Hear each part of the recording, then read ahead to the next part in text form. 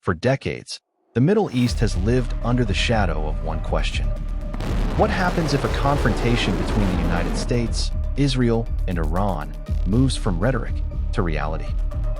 Hello friends, welcome to another episode from History Talk and Common Sense.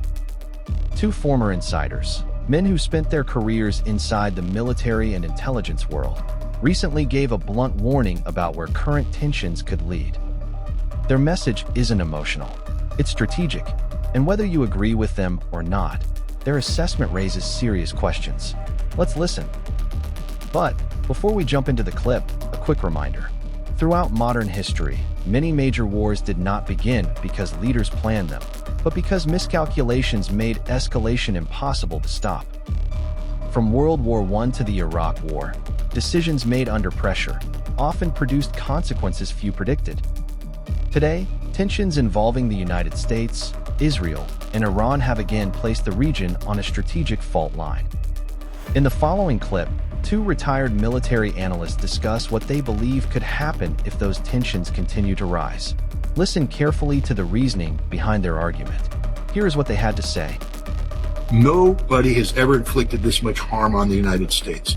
Nobody has attacked American military installations to this degree, and the Iranians are just picking us apart piece by piece by piece. 5 radars associated with THAAD batteries have been destroyed by the Iranians. They took out our early warning eyes in Al Udeid, $1.1 billion early warning radar, gone. They've taken out other radars. They've destroyed 5 THAAD batteries, which there are people who are saying the amount of destruction done to American military infrastructure is the greatest in the history of the United States.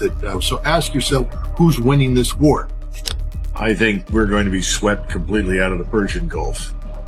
But there are going to be new rules, and we're not going to be there. The ruling elites wanted us there on the assumption that we would protect them. Well, we've turned out to be incapable of protecting them. So this whole notion of deterrence has been lost.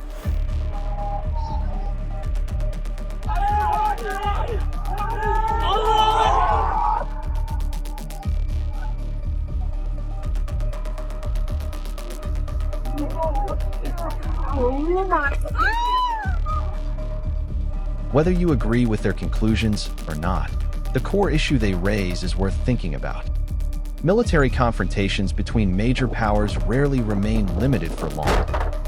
History shows that once multiple actors are involved, regional powers, alliances, and global interests, the situation becomes extremely difficult to control. We saw this pattern before. Small regional conflicts sometimes become much larger confrontations when each side believes escalation will force the other to back down. But the danger is that both sides may believe the same thing. That is why strategic analysts often focus less on political statements and more on military capabilities, geography, and economic consequences. And in the Middle East, those factors are tightly connected to one critical element: energy routes, regional alliances, and the balance of power. History rarely repeats itself exactly, but it often rhymes. Great powers tend to believe they can control escalation.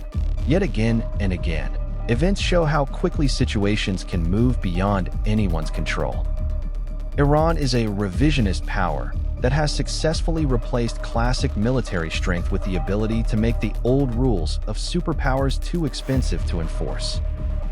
The United States and Israel, by directly engaging in conflict with Iran, have signaled to the world that Iran is now considered a superpower.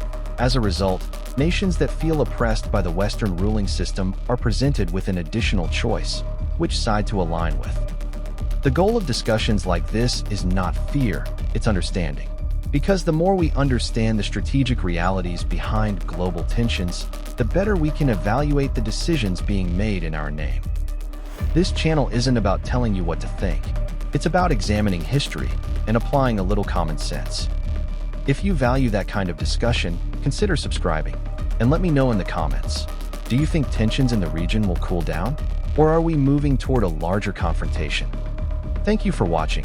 For your likes, shares, and comments. Listen up, we're going to be starting loading here in a little bit, all right? I'm not sending you out to range to train all days. I'm sending you home for holiday block leave. So I'm going to ask